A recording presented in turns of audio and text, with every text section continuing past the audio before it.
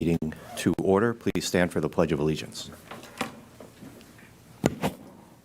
I pledge allegiance to the flag of the United States of America and to the republic for which it stands, one nation, under God, indivisible, with liberty and justice for all.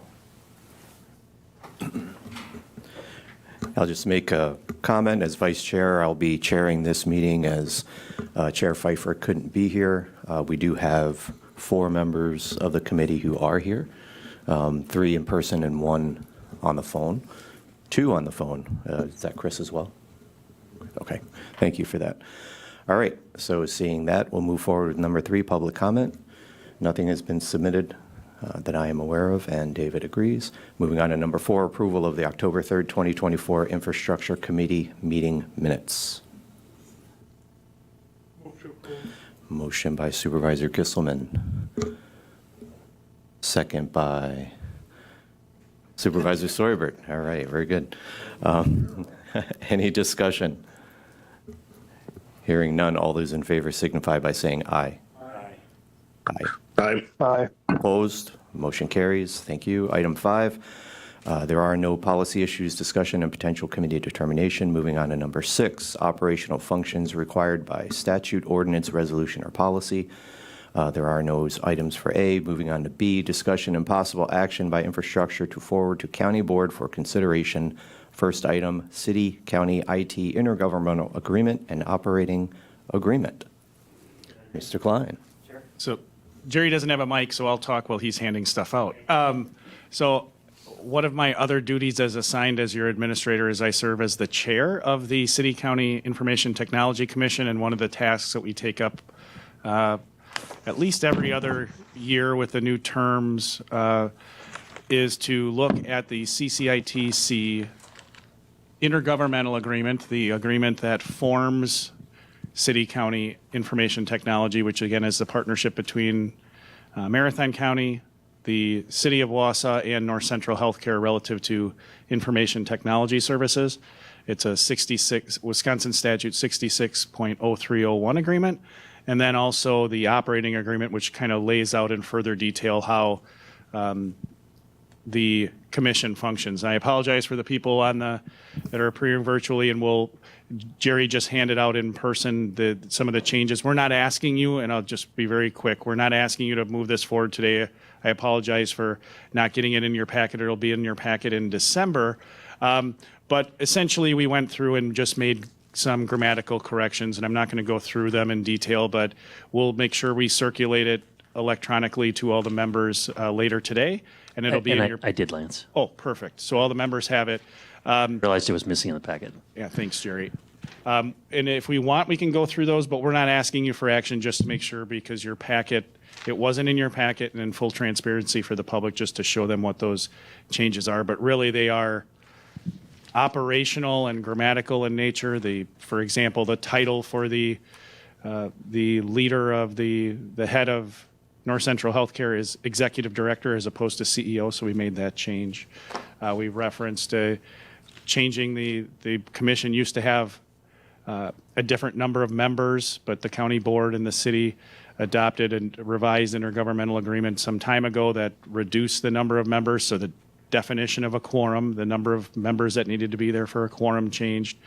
In my estimation, there's really nothing overly important, but by rule, any changes to that intergovernmental agreement and operating agreement need to go through all of the 3 entities, and this did go through the North Central Healthcare Executive Committee and was approved last week. But that's kind of why it's in your on your agenda and why it'll be on your agenda in December. I don't know, Jerry, if there's anything you want to talk through. Just two things. Most of it was just cleaning up some language, but there were in the intergovernmental agreement.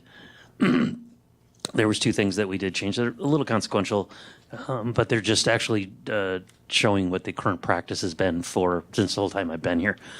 The intergovernmental agreement had some language in there that basically said the board had to approve all hires. So we've cleaned that up to reflect the practice, which has been the practice since I've been the director for 18 years, which is the board approves our budget our salary budget and approves the number of staff and the pay ranges if the pay ranges change, but it doesn't approve individual hires. And then the second thing is contract language. What's been in practice for years is, for as long as I've been here, is the board has delegated to me the approval for most contracts, but up to a certain dollar amount.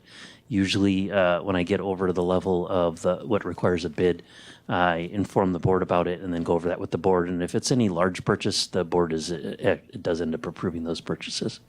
So we changed that language to reflect what's been practice for the 18 years that I've been here.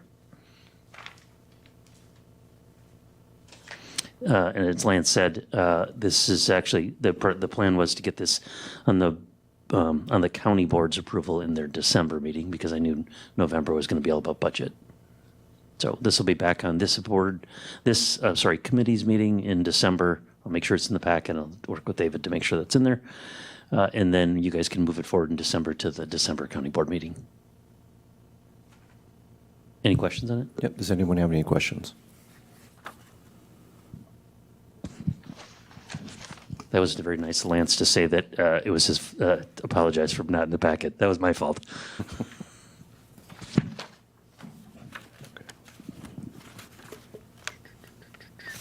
All right. Doesn't look like we have any questions. Doesn't sound like we have any questions. It is riveting stuff. As Jerry said, clean up and then just make sure we're accurately reflecting longstanding practice. Okay. All right. Thank you for the information and the presentation. We look forward to December's meeting to talk about it more. Maybe even less time than we just talked about it now. Who knows? So, all right, then moving on to item B2, continued opportunity for discussion regarding the 2025 annual budget, which is coming up here next week. Does anyone have any items that they wish to bring up for discussion?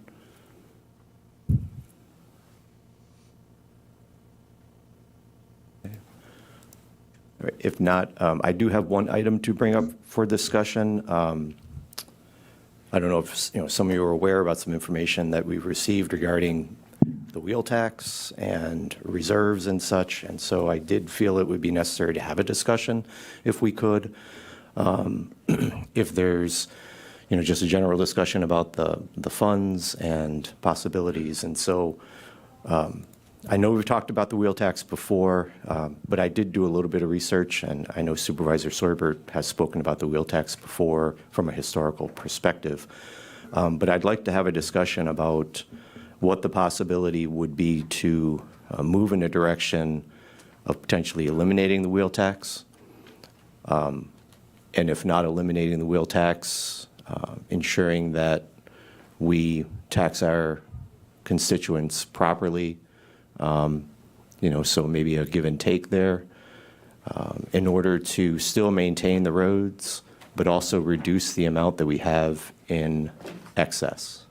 And so if everyone's okay with that, that's kind of the direction I'm going to take. One of the things I found out, going with the wheel tax in 2016 was approved at around $3 million a year. And please correct me if I'm wrong in the exact dates, generally speaking. There was an article in the Wausau Daily Herald back in 2017 talking about how the original temporary wheel tax became permanent. It was made permanent for the foreseeable future. There was a vote in August of 2017. And just looking at some of those comments and some of that discussion, originally the wheel tax was to make up for gaps. The administrator, Carger, spoke about that. Mentioned that if we don't do a wheel tax, we'd have to cut programs or borrow. He said it was expected that we'd revisit it every year, and I don't really think we revisit it every year in that way. And one of those reasons that someone made a comment is once you get something in place like this, it just kind of stays there and it becomes so part of something. And I made some comments in the county board last week about that. It just becomes so common, you almost forget about it. And I don't know if it doesn't seem like that was really the intent at the time. There were some comments made that it was crucial at the time because of decreased state transportation aid. We've had discussions about transportation aid, about how to keep that level up, and traditionally that's by spending money to keep that aid coming in and that incredible formula that balances different counties and such. And then there's, conversations about being honest with people, one of the quotes in there, and telling people we'll change our policies when the state legislature starts funding at the appropriate level. Well, that's what that means is that's never going to happen, I don't think, in the way that we would think. So I did find it interesting that initially it was $3 million. That was what, and that's still what we get today. So some 8 or 9 years later, we're basically getting the same amount of money based upon basically the same amount of cars. At the time when costs and inflation have gone up, so what we're getting from that is actually at a reduced value than what it originally was. Meantime, and correct me if I'm wrong, but our highway reserve fund is in the 50 million, 56 million-ish, right? Of which we've had discussions about a highway shop and the use of some funds for that. So the last thing and I want it to be a discussion, I'm just, one of my concerns that I mentioned last week, and it's something I talked about, even on my school board and such, is the use, when we tax, when we take money, we are limited in how we can use that money.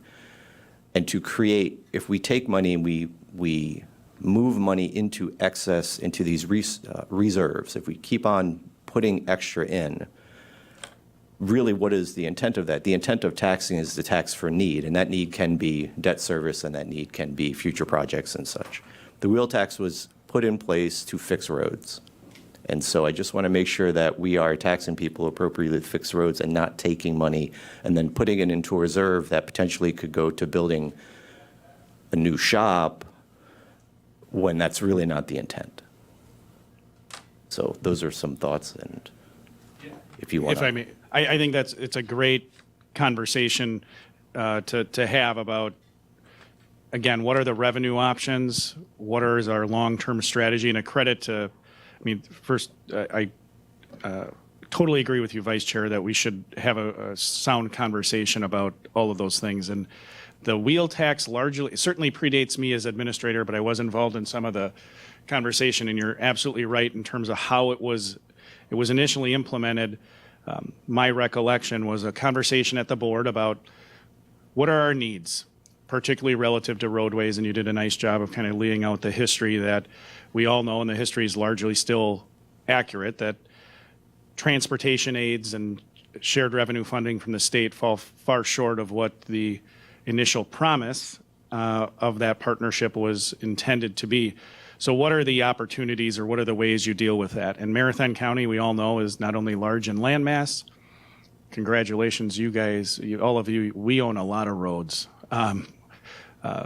More than double the average number of lane miles of counties in the state of Wisconsin. So you have a lot of needs. So the choices really are, from a high-level philosophy standpoint, one, what is the level of service you want to provide? Because you do have some mandates, but in all honesty, they are very, very limited. Your mandates for highways are simply providing a single highway in and out of a town throughout the county, and your mandates relative to maintenance are very non-specific, but the county has historically said we want to maintain a PACER rating, a pavement rating of 7. So the threshold question begins with what level of service do you want to provide? And then once you have that, it's how do you fund it? And going back to 2016, 2017, there was that discussion of how do we fund that? This is my recollection, again, it largely began with the same conversation you have each and every year as part of your budget, which is, are there things that we're doing that we no longer want to do? Are there services we want to cut? And with respect to roads, that conversation led to no, we want to maintain that PACER rating.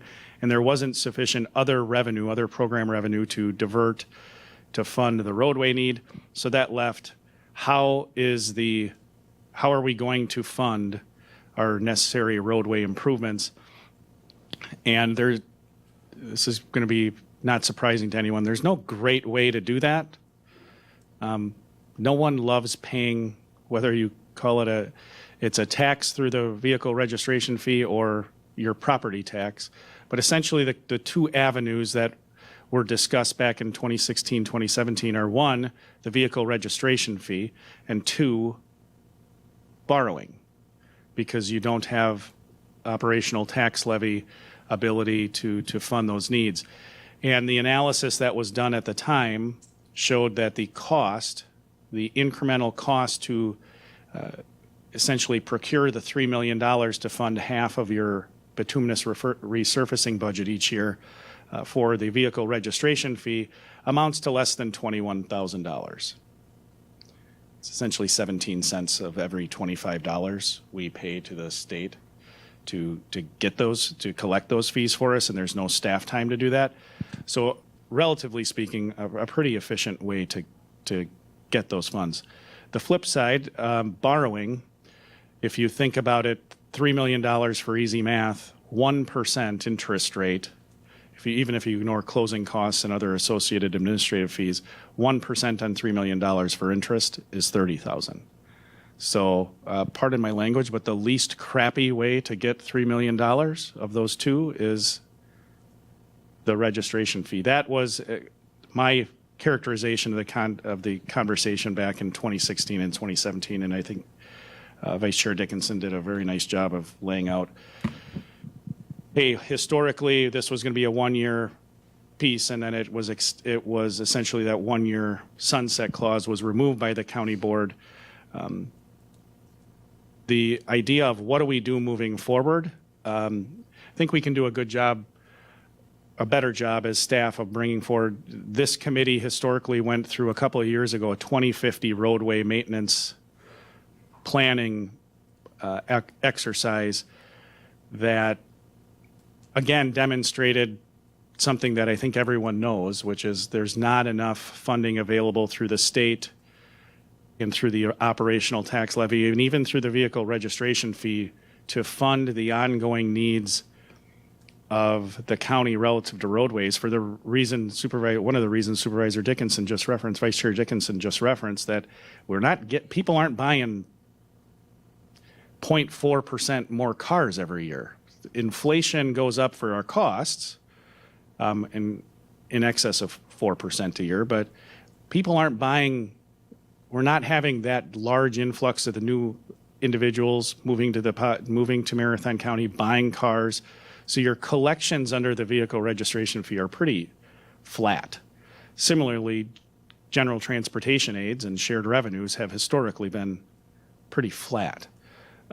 So the question of how are we going to continue to get funding has always been that kind of elephant in the room without a great answer. The comment relative to the highway reserves growing, Jim actually put in the packet, and I think he should talk through in just a little bit about some of the projects that we have upcoming that are largely funded through state and federal monies that came through the bipartisan infrastructure law. Part of the reason that our Highway Reserve Fund has grown is that there's been a better mix of, Jim has said to this committee, hey, there's programs where if I show up with 20 cents, the state puts in the other 80 to get the dollar. That's a time when you get that bucket of dimes and you show up. Jim's done very well. Jim and his team have done very well on that, but I don't think anyone is saying, hey, we want more bipartisan infrastructure laws coming down the pipe for other reasons.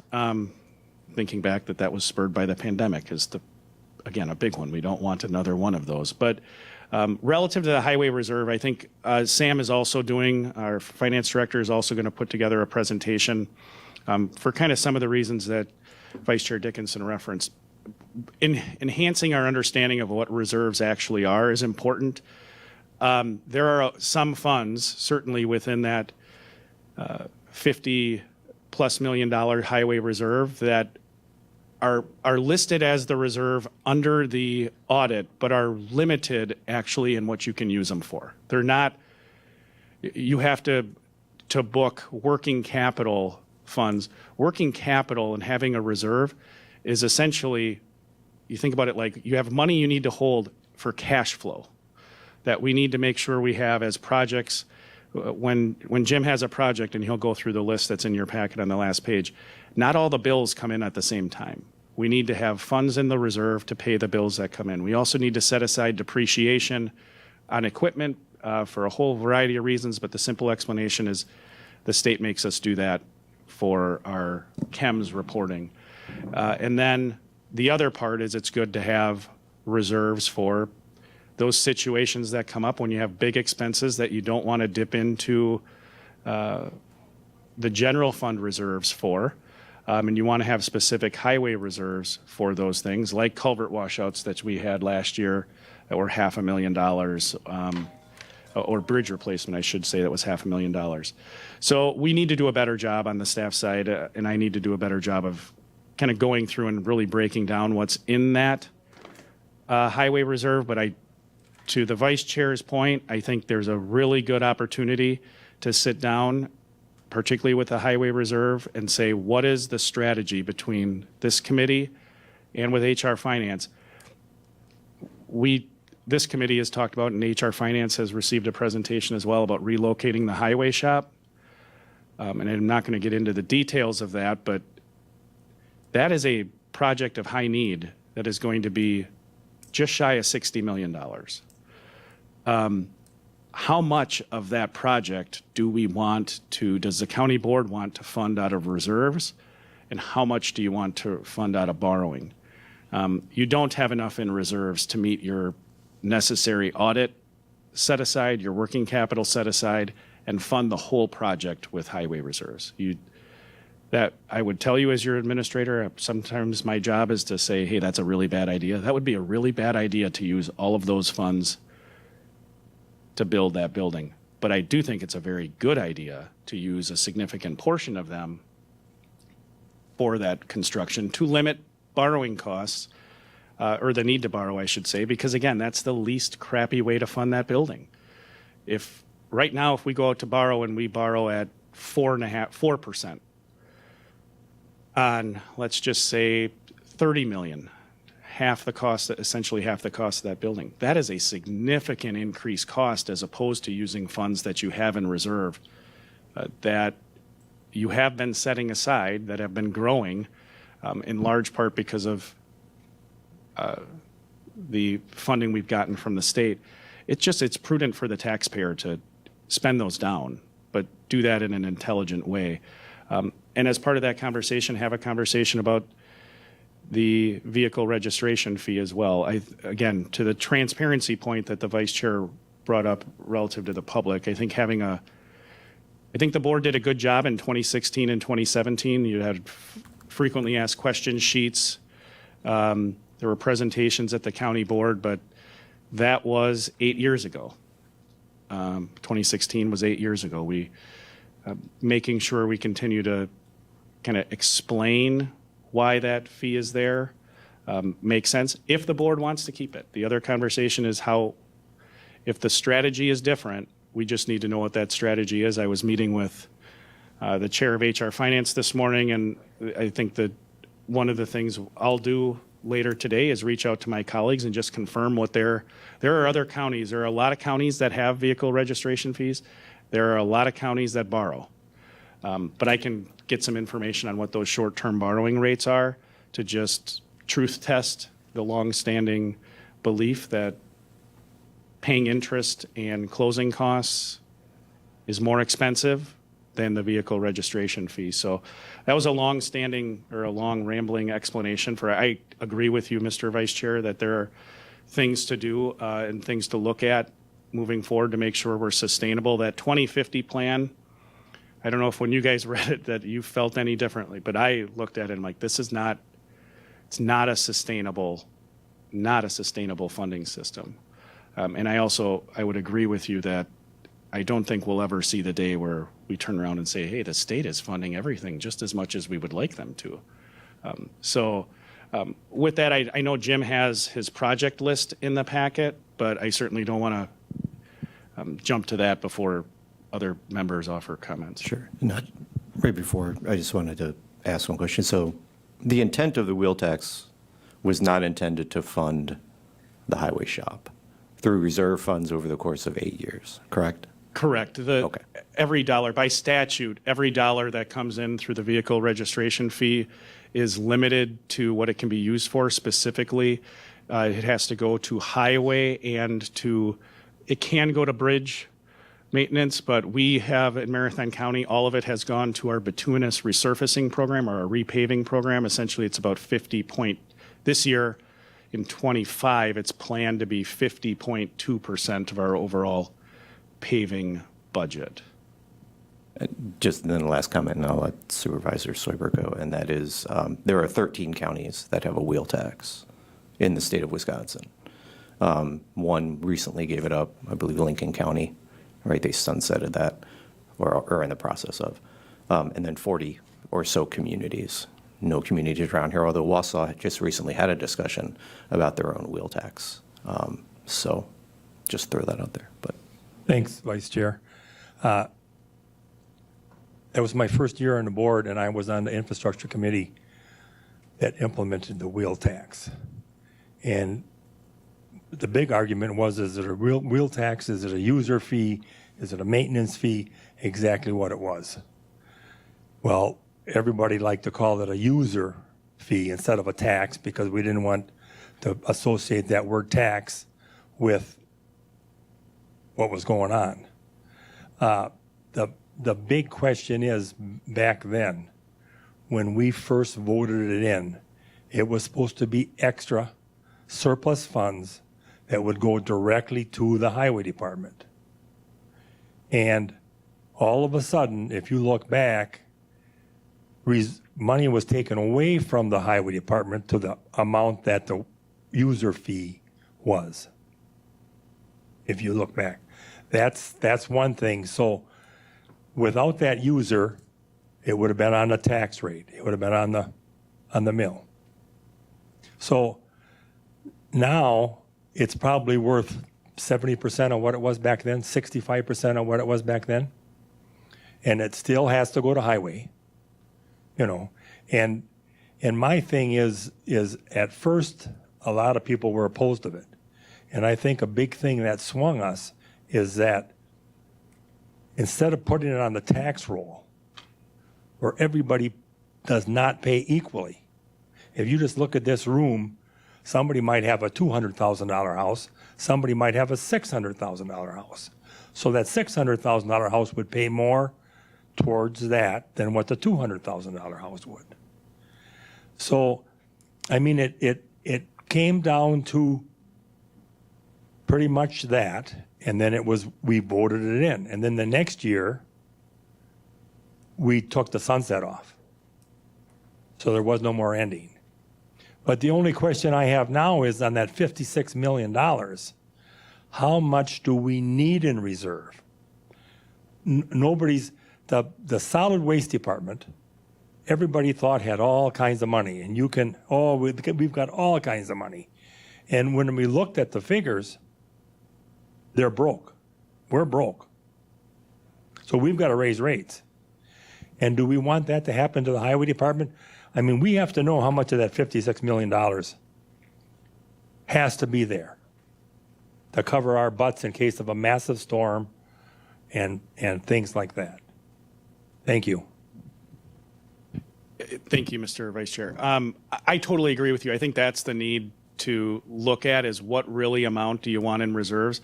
I don't have the reserve policy from the highway in front of me, but Jim probably knows off the top of his head when it was initially adopted. I want to say it was like 1995. So really saying how much do you want and specifically what is it for, I think is important. You know, if you think, I hope we don't have this happen, but up in Ashland and Bayfield, you probably can recall a couple of years ago, they had massive storms and significant county roadways and state roadways were washed out. What really do you believe you need to fund out of the reserve? I think is the question, is a policy question for the board, because it has not been my experience that there is that we're going to cut service level in the event of one of those significant issues. In fact, just look to last year, or I think it was even this year, when we were talking about that bridge replacement, we could have waited to replace that bridge and had that go to the federal or go to the state, get through the state program, and we might have got a better funding split. But the discussion at this committee was, no, let's use highway reserves. This is important. Let's fix it now to maintain that service, and really keeping in line with what is our vision, healthiest, safest, and most prosperous. This committee recommended to the board, and the board adopted, amending the budget to use reserves. So I think you're right. How much of the reserve needs to be set aside? Working capital of 10%, in my mind, that's your policy from 1995. It's not enough for the reasons you just said. I mean, inflation for the cost of a road is fundamentally different from what it was back when that policy was implemented. I mean, if you go back to even 1993, I'm looking at my frequently asked question page that Jim and I put together back in 2016.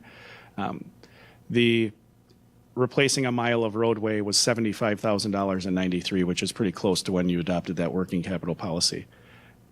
In the 2025 budget, I wrote about it, and my recollection's at $225,000. So, to your point, Supervisor Soibert, I think sitting down with HR Finance, a joint meeting, just thinking off the top of my head, a joint meeting between this committee and HR Finance about what are highway reserves truly being set aside for, and Sam can lead that from the what do you need to have as from an audit perspective. Sam and Mary can lead that. But then you, the two committees, as a policy perspective of, hey, what are we using those, what are those reserves truly for? It's more than just having cash on hand to pay bills. It's, I would assume there you want some funds set aside for emergencies. And you also, to your point about the solid waste department, want to make sure you have enough that, like, what is we want to truth test the dollar amounts that are in there, because I know that, to your point, the working capital resolution from 1995 of 10%, it's not enough. It should be higher than that. Your equipment costs, if we have a plow go down or a paver that we need, those are now, a paver's $300,000+. Oh, 600. See, I was way off. $600,000. So how much of equipment do you want to come out of highway reserves? And historically, we've spent down reserves. We've dipped into reserves since I've been in the administrator. Quite honestly, every year substantially. Last year was the least substantial because we had a lot of ARPA money that we used for a lot of other capital projects, which then we used capital improvement money for highway projects. So again, long response, but I totally agree with you. It would be very prudent in the next couple of months to not start the conversation, complete the conversation about relocating the highway shop. What is the funding split between borrowing and reserve use, and move forward? We either need to move forward with relocating the highway shop, or we need to make substantial improvements on our existing site. And I think everybody on this committee knows the existing site doesn't make a whole lot of sense.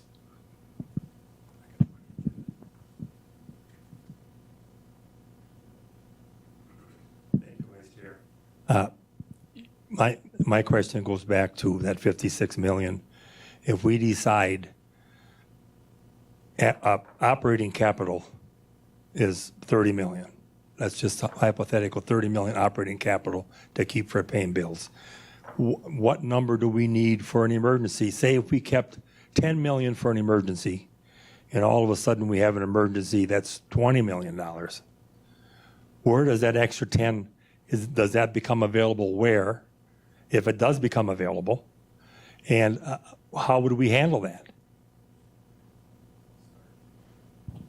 I can start. I mean, your general fund, any county department, even solid waste, for example, you brought that up before. New cell at solid waste. Dave and I just met and said, hey, if we do have those expenditures, our strategy, one of the strategies we could bring to the board is just that, use of general fund reserves. Your statute, the state statutes relative to emergency declarations, primarily as it relates to things that I would anticipate coming to the highway, impacting the highway department, an emergency like a large bridge washout or natural disasters of that sort.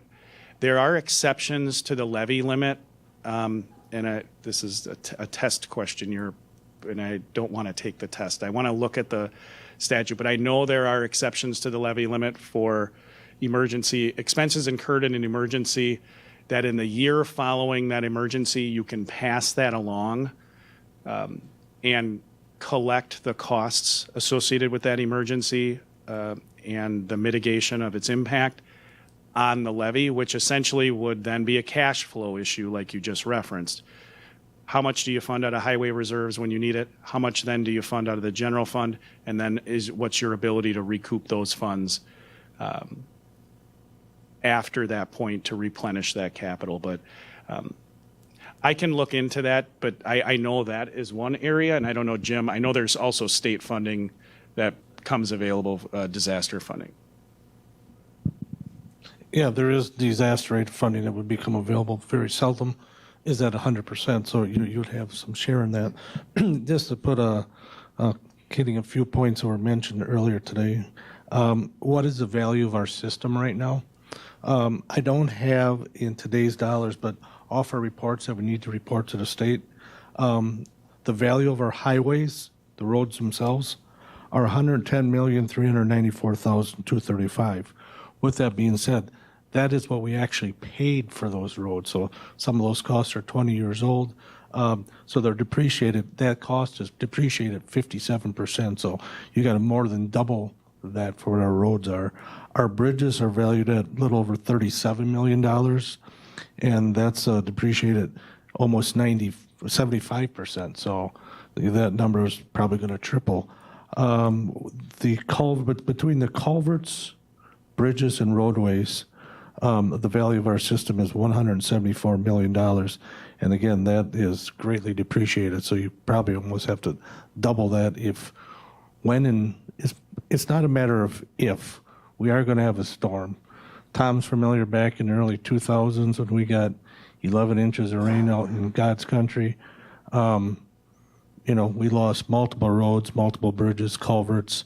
It took us about 6 and 9 months to repair from that one single storm. So it will happen again. So I urge you to consider what we need to keep the system up and running.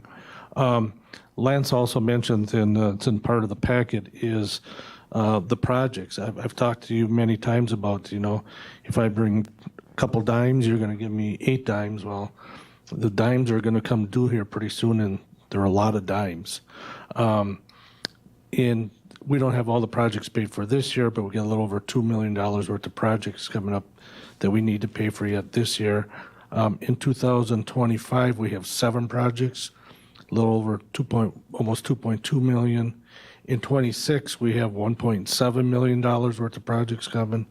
And between 27 and 29, we have $2.9 million. So excluding this year, we have close to $7 million worth the projects, our share. That's our share that we're going to have to fund.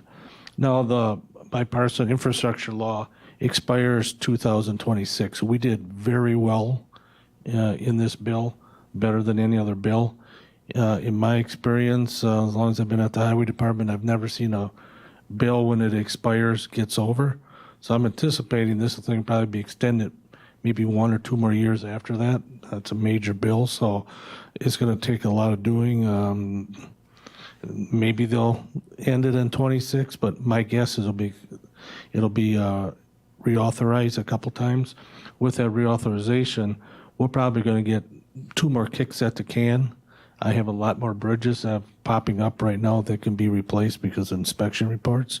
So I anticipate at least 2 more rounds of funding where we're going to have to come up with that 20% of bridges. So you can probably take these numbers and add some inflation rates onto it and see about where we're going to be down the road. A couple other things that were mentioned, as far as, we did have that over $500,000 emergency bridge replacement this summer. We also just got finished with a culvert that we found on Highway O. Little about, we don't have the bills in it because we just paved it, but that probably is going to run us between 150 and 150, $175,000 for that culvert. That was unexpected. We have a grader that we are working with the Caterpillar dealer that it's basically was either made on a Friday afternoon or a Monday morning because we have nothing but issues with it. Cat's been great to work with. We're working on a buyback policy. They're going to upgrade us, take that grader back, but still it's probably going to cost us $150,000, probably going to come out of reserve. So we continuously have costs coming out of the reserve that are hitting the marks that we don't know 6 months away. But again, I urge you to consider, the cost of our infrastructure, what's out there, and it's just a matter of time before that 11 inches of rain hits some part of the county, and you're going to lose maybe 15% of your roads at the time. So we need to be ready for that. Chair Gibbs.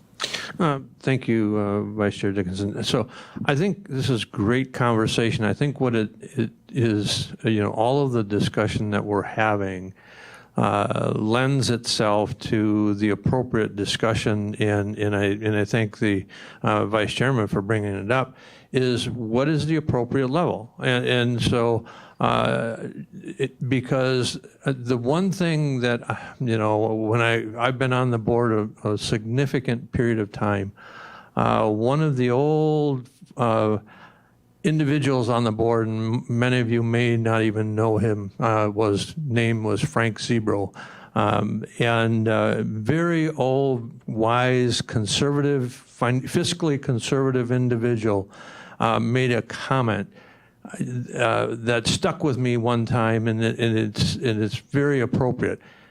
Cash does not spoil.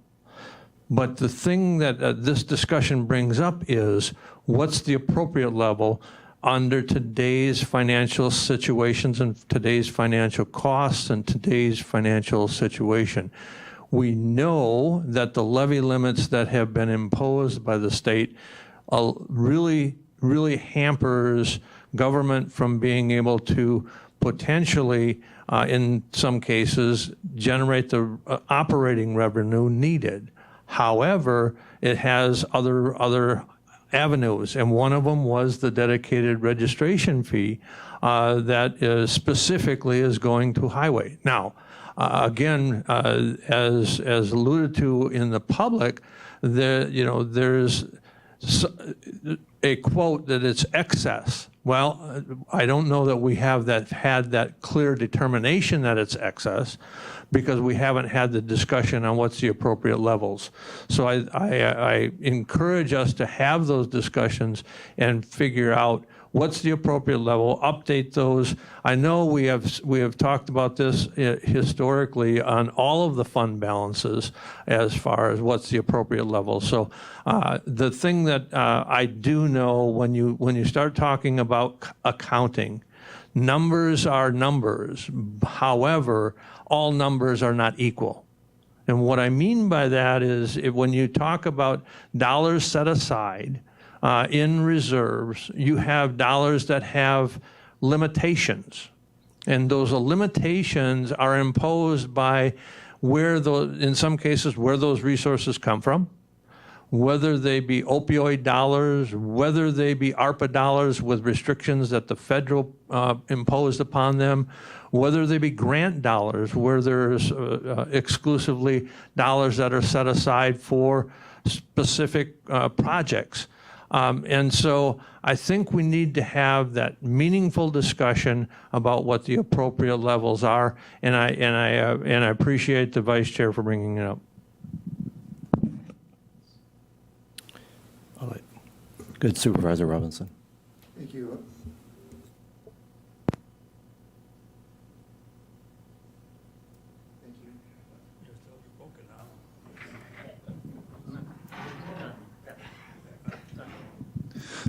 Now it's working. in terms of the reserves at the end of 2023 were 53,884,226, which was a slight decrease from the previous year, down 20,256. But I think we saw a significant increase over the last few years, and I think some of that is an infusion of dollars from the state and the federal government. But I want to also balance that with, over the last 10 years through general transportation assistance, we've received $30,653,664,000, or an average of $3,665,000 a year. Next year, we're projecting that to be $2,966,000, or $99,000 less than the 10-year average. So the state has not kept pace with it. They've pledged 30% support for local roads.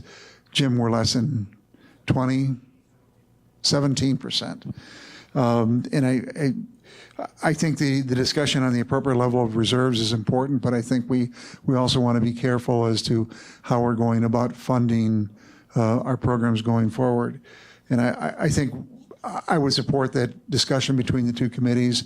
And as we look ahead to the new highway facility, should we take and earmark a portion of the reserves and treat it as a depreciation fund and apply it toward the new building, and then have the appropriate level of capital reserves or cash flow reserves in place for the program. But going forward, I just don't see us having the ability to generate additional dollars if we repeal the wheel tax. And I think there are two separate discussions, the wheel tax versus the reserves. And I think we need to sit down and really look at what the reserve policy should be, update it, earmark those dollars for the facility that should be earmarked, and then have the appropriate level there for funding highway operations. Again, we have routinely over the last couple of years dipped into the reserves for those bridge repairs, those emergency projects. I think that's an important fund and flexibility that we need to have. Thank you again. That we could be sitting here trying to figure out we need $56 million to do something, and we don't have it. We sit here with $56 million, but on my side, I need to know how much of that $56 million is dedicated to salaries, that part of the operations. I need to know how much is dedicated to emergency fund. And then if there is a slush fund for the highway department, I also need to know that. I think those three things, and if we have extra, say we have $2 million that we don't need into that account, then I would suggest taking it off the mill rate and leave the wheel tax. I don't want to call it tax, the wheel user fee alone, because I just think everybody pays equally on that user fee. You've got somebody that lives in a trailer house is paying the exact same thing that we're paying 10 times the tax on. So that's where I'm at. Thank you. Sure. I have Sam working on kind of a breakdown like Jim referenced about what is within the reserve amount, that 54-ish million, whatever the number is, that I don't have the financials in front of me. What is restricted with respect to, I can answer two parts of your question. There's certainly not a slush fund that the reserve has grown, and we've talked about using it for the building relocation. But just like any aspect of your budget, nothing gets spent that isn't budgeted without a budget amendment. The second part about your question about salaries, I think it's important to understand you fund operational, non-capital projects and capital projects as well. But the wages are built into the budget, the annual budget. There's not a portion of reserves as a standard practice that we draw down every year for operating costs for wages. Dollars that are allocated through the budget process to the highway department that for purposes of projects, because a lot of your projects are levy funded for highway, the way that the reserve is utilized for those projects is if you end up falling short during the year or you have a project that we need to fund that is an emergency, to your point, we have historically dipped into that. We have used the reserve. Again, this year is kind of the anomaly, and last year because we've had ARPA funds. But historically, at least in the 3 years before, as I've been the administrator, a lot of projects come out of reserve that we then put in the budget. If you look to the last page, each of the years that I've been the administrator, I try to break out the funding source for capital. But getting back to your point, I think starting that joint meeting, thinking out loud as to how we would operationalize the conversation you've had today, we would hold a joint meeting and do an educational presentation. This is how your reserves are structured right now. These are the various things on the audit that are reflected within the highway reserve. Have a conversation again jointly about this is the projected cost of that, of the relocation of that facility, and then start answering questions, more specific questions that the two committees are going to have, because you don't have enough in your reserve. Again, one thing I can promise you is you don't have enough in your reserve to fully fund in cash, the relocation of the Wausau Highway Shop and maintain the necessary working capital and emergency fund that you would want to set aside. You don't have that much money. Right. Well, the Wausau Highway Shop, because of course the highway department has quite a number of shops, and but you don't have that much money. But you have through the diligent work of staff and applying for all of those federal funding and state funding matching opportunities, we're in a good situation to have a conversation about not having to borrow $59 or $60 million, because borrowing $60 million right now, you're in the interest rate. I haven't looked, but even if you do a long-term borrowing, that is probably going to be in the 4+% rate. When if we can mitigate the need to borrow by using reserves, which is cash, the savings is immense. I mean, just on the $8 million that the board just approved providing to Bug Tussle at a little in excess of 5%, it's 5.4 is more than $400,000 of interest annually. So multiply that out to $60 million, and you'd be talking millions of dollars of interest, more than $1 million of interest, or probably more than $2.5 million worth of interest a year. So this is a really good time to have the conversation. So, go ahead. Thank you again. My last one. Jimmy, in a storm of any kind that takes out bridges, culverts, I'm pretty sure the state gets involved. Doesn't the state get involved with X amount of dollars? So the state will have disaster aid funding available. The percentage may vary on it.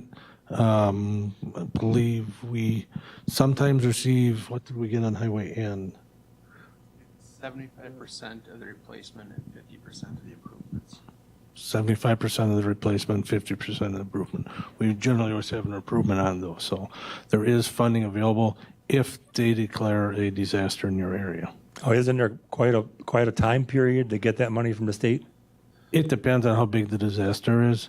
For example, that Highway N, the culverts just down from the bridge we did, we were able to get those funds in a short amount of time. Going back all the way to the 2002 storm, I think that was a couple-year period before we received all the money from FEMA that time. Thank you. So a lot of this benefits can be state or federal. Okay, so thank you for the information. There are a couple thoughts that I have. So I was going to ask a similar question. So when the storms ended 2000, when this big 11 inches of rain came and there was all that, was it the similar 75-50 that came. So it's not like we're using everything out of our reserve to prepare for that. So, right. So the thought process is that this gets into the conversation of, how much is enough? Because I want to, there's a different perspective I have than the perspective being presented. And my perspective is, what is the burden on the taxpayer? Whether it be through a usage fee or whether it be their property tax or whatever. That's my focus. Because they're always paying more. The dollar coming out of the pocket traditionally is always more. There are some reductions in that, yeah, don't get me wrong, but more is coming out of their pocket this year. And out of that more money that's coming out of the taxpayer, it's going into a place, which you don't want to call it a slush fund, but a slush fund simply is a place to store money with no really intended purpose. There's a slush fund that's a corrupt illegal activity, but that's what, I think that's the. She's got a second savings account. There you go. So it's that perspective of, we can say this is great financially for us because we can take $30 million in cash so we don't have to do this other thing. But the taxpayer could keep their own money and do with it what they want, even though it's a small, it's smaller per person. So it's a different perspective. I'm not in any way suggesting that the work that we're doing and the service level we're providing is not where it needs to be. That's not my focus. My focus is, why are we saying we need, well, we're not even saying that. We're not saying, because we had, what do we need? Well, we don't know what we need. So what we're doing as an organization is we're saying, well, just give us more, give us the same, whatever it is. And even though we're not using it, we're going to put it over here because someday we might use it for something. The intent of taxes just isn't that. That is a slush fund. The intent might be generalized to say, yes, it's for roads, but we don't have a specific purpose. And we know that because originally we were talking about borrowing money to pay for the highway shop, all of it. And now just this past year, we all of a sudden, well, guess what? Look at that. We have $30 million that we potentially could use for the shop. That is undesignated money in a sense. It never was intended for the shop, but now we're potentially going to use it, which, again, financially I get it. I certainly understand. So the discussion about, we're talking about this, I'm not saying that the wheel tax isn't necessary, and I'm not saying it's not good. And the user fee idea, so the wheel user fee, I'll change that terminology, it makes sense. It's a personal property tax. Some states have higher rates depending on the vehicle you have and such. That I get that. And the work needs to be done. But at the same time, if we can reduce people's taxes to the point where we're not putting more in every year. So how much, there's questions like, well, how much did we use out of reserve last year? And how much of that did we get back? So what was the net?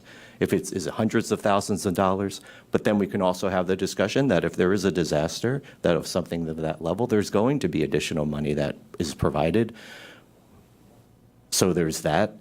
I don't think we would, while you plan for a disaster, I don't think you can plan for such a disaster. No one can plan to that level because now you're just saying we're just going to have huge amount of money that if that ever happens, we have it. I understand the sentiment. So understanding how we've been using our reserves, understanding what level we need that to be, understanding where that's designated is all important. Just kind of focusing in, my question now becomes well, there's probably nothing we would be able to do with the wheel user fee at this point because you couldn't say, okay, we're going to get rid of we want to make a recommendation to get rid of it. It probably wouldn't go in effect immediately. There's probably things that have to be done. But there is something you could do on the levy where you can say, we can reduce that. Or we could say, we could use reserves to make up for that sort of thing. Does that make sense? But I appreciate everything that the Highway Department is doing. And the last thing I'll say is, this is one of the things that government does well. This is one of the things that we have to do. You know, just like the sheriff's department, those are the two entities that we have to do that, but what do we need to do it? We can look into, I'm not sure, you had a couple of specific questions. The vehicle registration fee, the implementation timeline, how much notice the state requires to make a change, we can look into that because, of course, unlike property taxes, which come due for everyone at the same time, we all pay our vehicle registrations at different times. So we can look into that.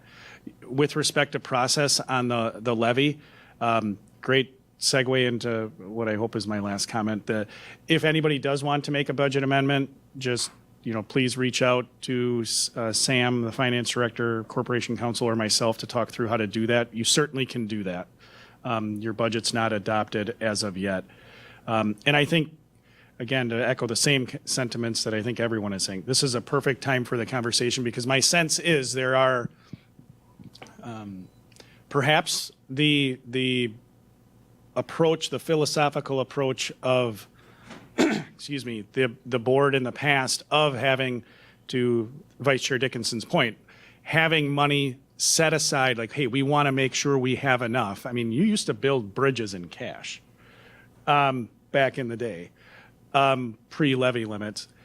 Maybe that philosophy is different. There are, to the Vice Chair's point, there's 13-ish counties that do have a vehicle registration fee, which is one method of collecting revenue. There are others that their strategy is borrow and put it on debt service. There are other counties, just generally outside of, we're talking highway specific, but just general capital, that they borrow for their capital needs every year.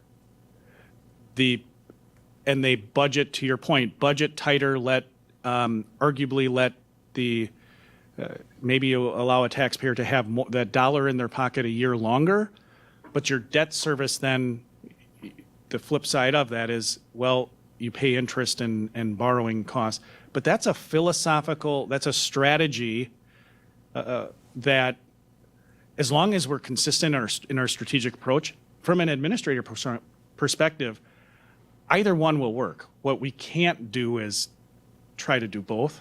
You can't,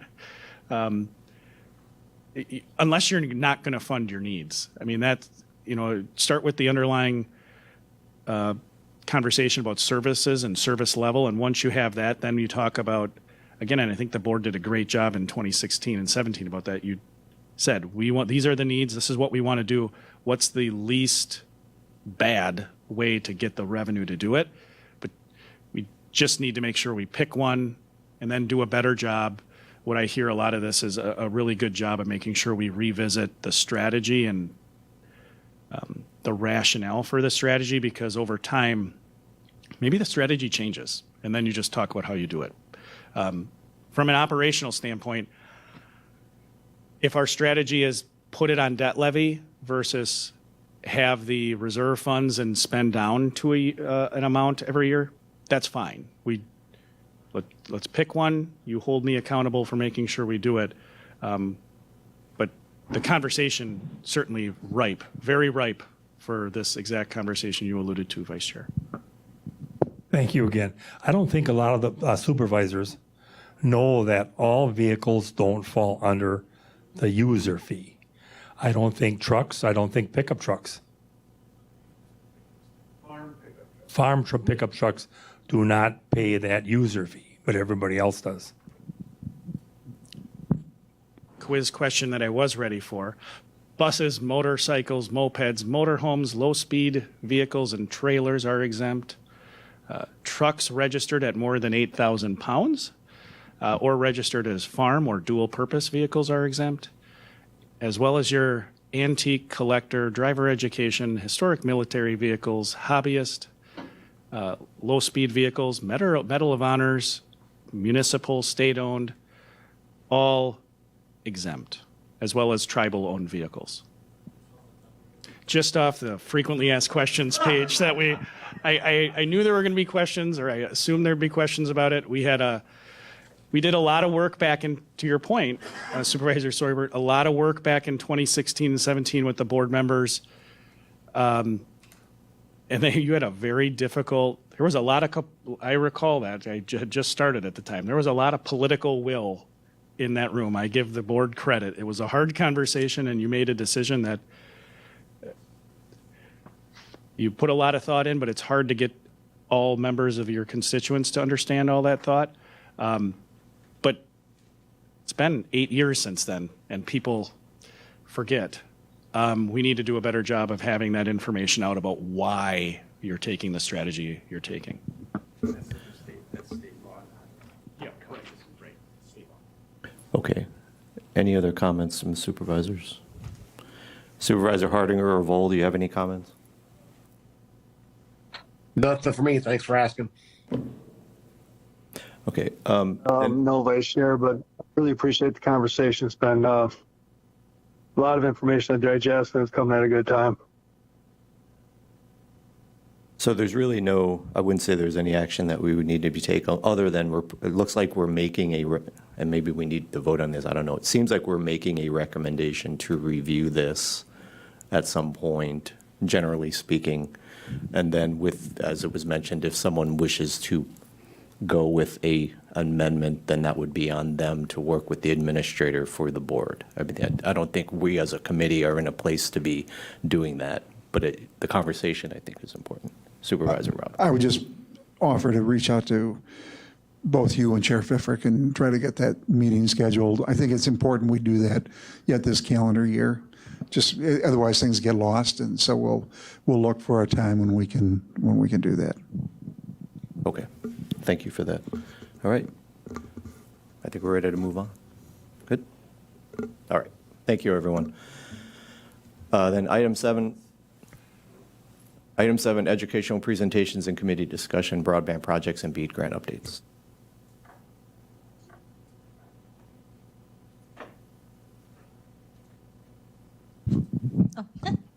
Good morning. For broadband project updates, I assume you're all aware that the Bug Tussle funding agreement was approved, and so they continue to move forward with their project in Leathercamp and the fiber loop around the county. We do receive updates on that, and other than that, there's some projects going on with RDOF that are the Rural Digital Opportunity Fund that Charter is working on. But beyond that, we're pretty much poised to move forward with BEAD, the Broadband Equity Access and Deployment Fund granting process. Where we are in that process is that the PSC received all of the challenges and then submitted them to the NTIA, and they did so in August, and we are still awaiting approval of those challenges from the NTIA. Until they receive that process, that approval from the NTIA, the PSC cannot move forward with BEAD. However, they have released the next step as a draft while they await approval from the NTIA of project units, where they took every address in the entire state and they grouped them in project units. They're pretty small project units. In Marathon County, we have 8,443 addresses that are eligible for BEAD funding, and they have been grouped into 113 different project units.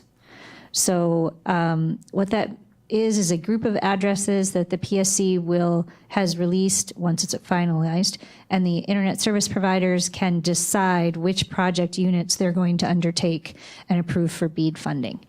So again, we're waiting on that. The timeline is pretty tight in that applications are open as of November 1st, and the deadline to approve was previously January 3rd, but because of the delay from the NTIA, we anticipate that timeline changing.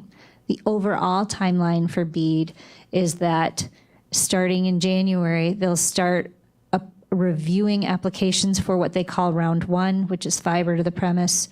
Then they'll go to a round 2, which is fixed wireless and cable, coaxial cable. And then they'll go to round 3, which is alternative technologies such as unlicensed fixed wireless and possibly satellite. That's up for debate at the federal level right now.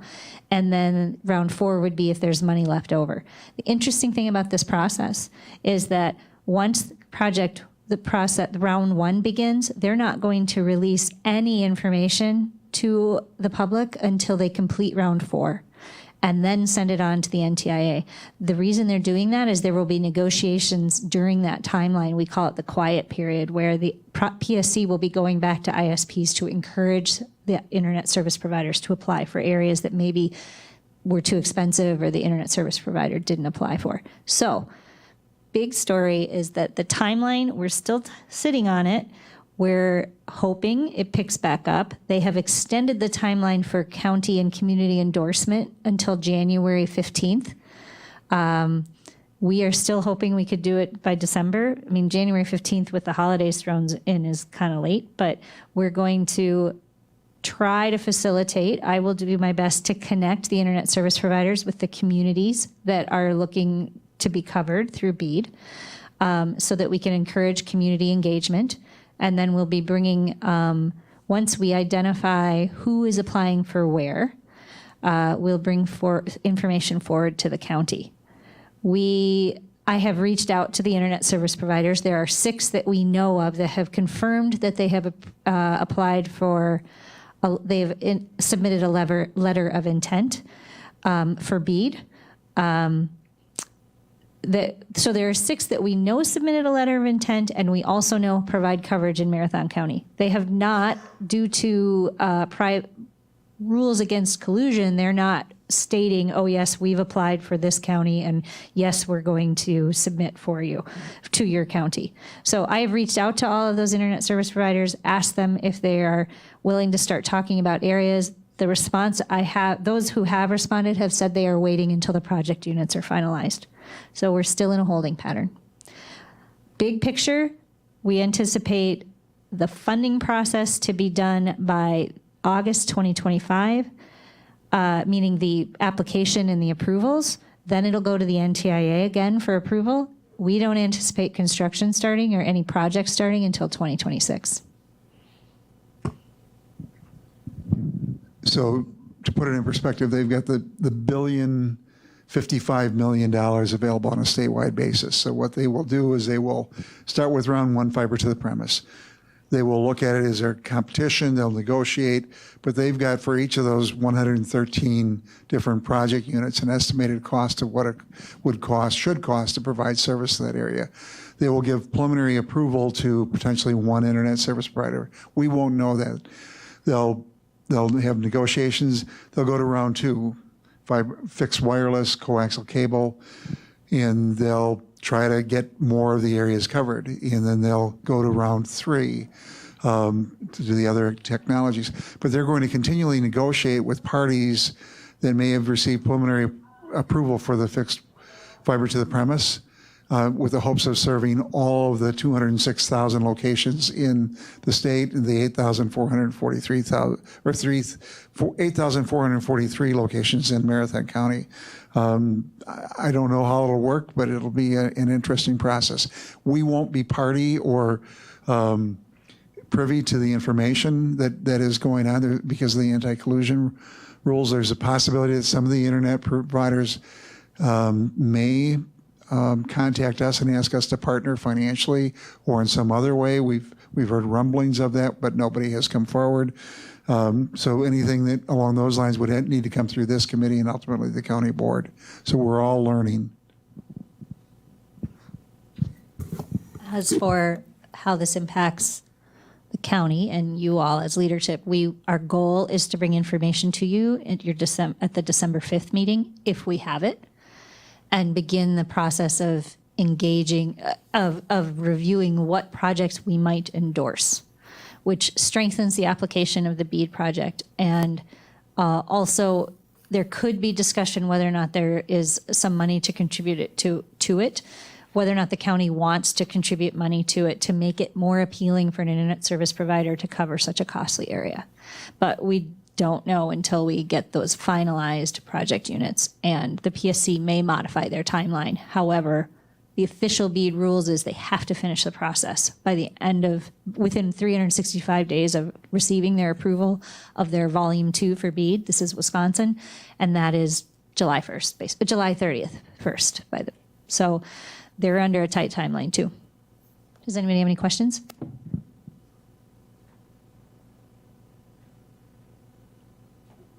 Doesn't seem like it. Okay.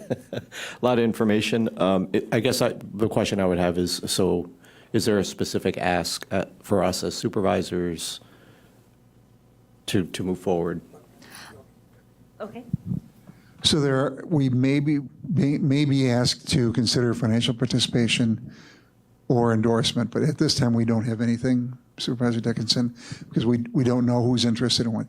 There are 105 internet service providers in the state level, 35 submitted letters of intent. 5, 6, maybe 7 might be interested in Marathon County, but we don't know for certain.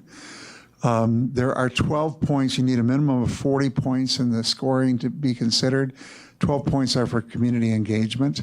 7 of those points are under the control of the county and how we could work with them. 5 are with schools and local units of government. So I would imagine that if there's a competitive situation, that they'll be asking us for those letters of endorsement. And we could hypothetically endorse multiple projects in the same service area, but we would need to take proactive action to do that endorsement. Okay, thank you. Any questions, anyone? All right, well, thank you for the information. Moving on then to item B, CCIT projects. Mr. Klein. There is a project update in your packet. I'll just highlight a couple of things. With respect to the ERP system, Enterprise Resource Planning System, we're through the budget process, so now we're going to, now we have started to work on prioritizing our 2025 work. We've got a draft of that, and we're circulating that through finance and HR departments of the city and the county. So that'll be prioritizing all of the next work for the next 12 months. The Regional Forensic Science Center, if you haven't been out there, is going to be enclosed by the end of the month, and we are working with the software that they're going to be using. They bought new software for that system called Verdic, and we're going to be integrating that into Workday for invoicing. My team started working on that already. Down at the Lakeview campus, there's good progress being made on the A and B wing construction. There are 9 departments that'll be moving in there. So we are just starting to kind of do our final planning for where we're going to have wireless access points and where conference rooms are going to be, what equipment's going to be in conference rooms and that kind of thing. Unless it's changed, Lance, you can help me out. I believe that they're a week apart, starting the end of March and going into the middle of May. Is that accurate? Pretty close. It might be a little earlier in March and through the end of April, but general time period, spot on. Yeah, so we'll have quite a bit of work to do when we get into that.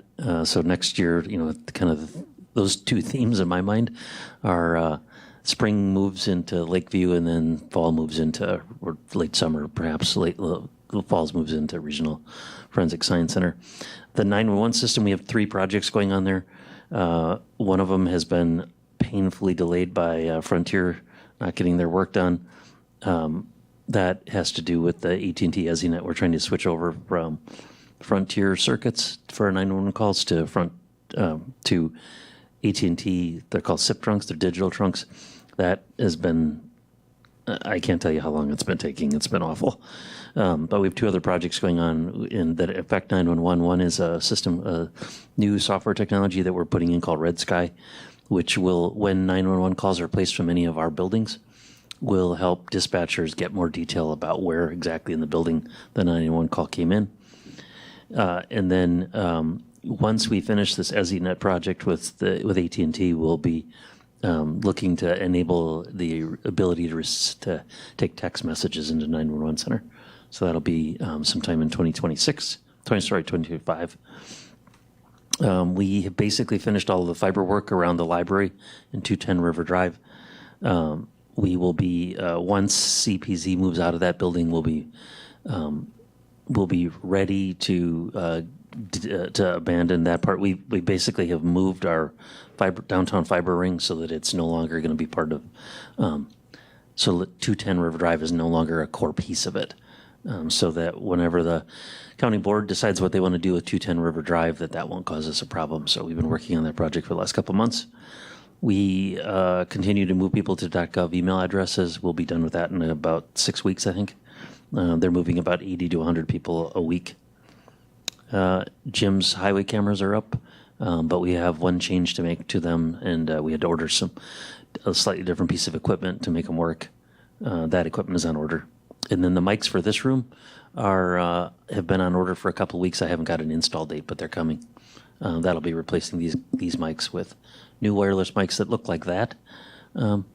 That it'll basically have a bigger wireless. It'll be that microphone, but with a wireless base on it instead of the wiring. So those will be put around the room. That's those are the highlights, I think. Any questions on my projects? The only question I had is, with the intergovernmental agreements, Yeah. depending on, if that doesn't go through, does that affect anything? Is there any relation? Is that going to affect any of your work that you have here? No, Okay, no. just wondering. Any other questions? All right, thanks, Jerry. Moving on to item C, highway safety meeting from 10/6. Yes, we met. We had our quarterly meeting yesterday. So there were 5 fatals in the last quarter. One on 13, one on 153. Actually, 2 of them on 153. One in the city of Mosinee and one at County Chunk Highway E, and another fatality on 107 and L. And the last fatality was in the city of Wausau, 3rd and Rosecrans. I know there has been some talk. We had some in-depth conversation yesterday. We had 2 bad accidents, 1 fatal and another severe accident at the County Junk Highway E and 153. We did go ahead and install double stop ahead signs southbound. They already were northbound, and we flagged those with hard flags both north and southbound. The intersection itself, the stop signs there, is controlled by WISDOT, so working with WISDOT on that. But just kind of give you an idea what happens in that area. I know I've received numerous calls about that intersection. In the past 5 years, there's been 3 accidents at that intersection. If you go just east of Stratford on Highway M, there's been 8 crashes in that same time period there. And on Highway H, there's been 5 crashes. So even though we did have a couple fatal and another bad one in a short period of time, it's still in a normal range out there. I think a big factor that was Highway 13 was being worked on all summer. And the accident, one active fatal, the lady was not from that area, talking to her family. She had driven it a few times but not familiar with the area. And the other bad accident in the accident report, it actually stated that his brakes didn't work. So no matter what you do, it's equipment error and hard to prevent those. Overall, it's statewide. The fatality to the year is 429 crashes, 485 fatalities compared to a 5-year average of 501. So we are down statewide on fatalities. So that's a great thing. I do have a couple of the bots presentations available if anybody wants those. I printed out a couple extra, and we will meet again in January. Any questions?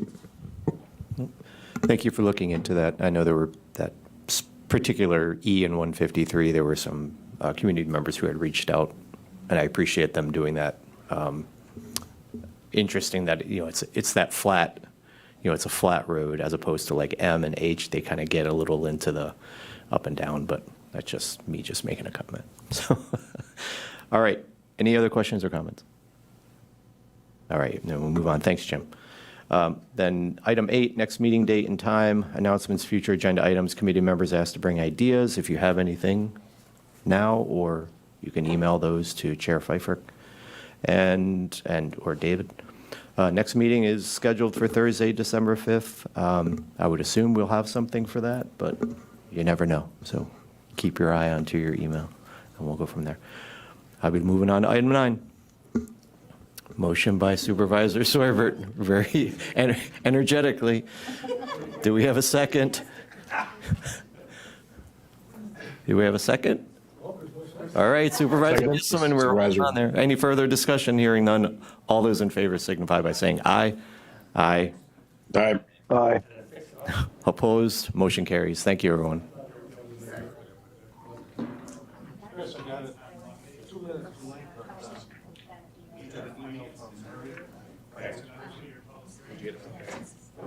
Oh, you run away. I know. Thank you for good thoughts. Kim had something for you in her office. Okay.